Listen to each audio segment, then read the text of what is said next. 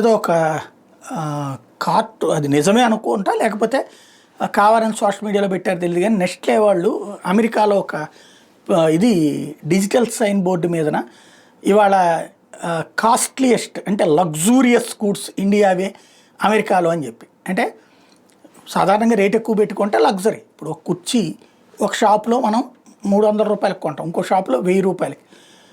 ఇదొక బ్రాండు అదొక బ్రాండ్, 2 బ్రాండే. మనం ఎట్లా అనుకుంటే అట్లాగా. ఏసీ ఉంది, ఎల్జీ తీసుకుంటే హైయెస్ట్ రేట్ ఉంటుంది, ఇంకొకటి తీసుకుంటే తక్కువ రేట్ ఉంటుంది.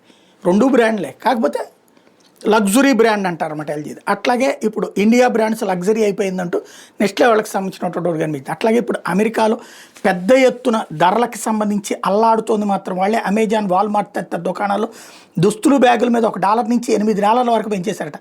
పాత ధరల స్టిక్కర్ల మీద కొత్త వాటిని అతికిచ్చేసి వాళ్ళు డబ్బులు సంపాదించుకుంటున్నారు. దీనికి సంబంధించిన ఇన్స్టాగ్రామ్ వేదిక మెర్సిడెస్ చాండ్లర్ అనే మహిళ వాల్మార్ట్లో పెరిగిన ధరల మీద చేసిన పోస్ట్ ఇప్పుడు వైరల్గా మారింది. ఒక కోటు ధర $6.98 నుంచి $10.98 కంటే $4 పెంచేశారు. బ్యాక్ ప్యాక్ ధర $19.97 నుంచి $24.97కి జరిగిన. దుకాణంలో ఎక్కడ చూసినా ధరల పెరుగుదల కనిపిస్తుంది. నమ్మబోతే మీ దగ్గరలో ఉన్నటువంటి దుకాణాల దగ్గరికి వెళ్ళి చెక్ చేసుకోండి అంటూ ఆడు పెట్టినటువంటి పోస్టుతో చాలామంది చెక్ చేసుకోవడం ప్రారంభించారు. ఆ తర్వాత అవునన్నటువంటి విషయం తెలుస్తూ వస్తున్నటువంటి పరిస్థితి ఉంది. రాబోయే రోజుల్లో ధరలు మరింత పెరుగుతాయనే భయంతో ప్యానిక్ బయ్యింగ్ జరుగుతుందట. అవసరమైన వస్తువులు వినియోగదారులు ముందే కొనేస్తున్నట్ట. ఏ టూల్స్ ఉపయోగించి ఏ ఉత్పత్తుల ధరలు పెరుగుతాయో తెలుసుకుని మరి వాటిని కొంటున్నారట.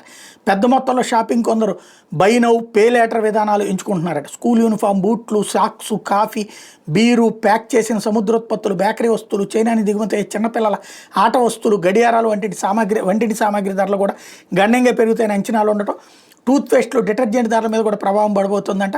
సగటు బాధుడు 30% ఉంటుందని అంచనా వేస్తున్నారు. సుంకాల పెరుగుదల తర్వాత అమెజాన్, వాల్మార్ట్ తదితర సంస్థలు దిగుమతులు కూడా నిలిపేశాయట. ప్రస్తుతానికి సరుకు పంపొద్దని ఎగుమతి సంస్థలకి ఆదేశాలు ఇస్తున్నాయట.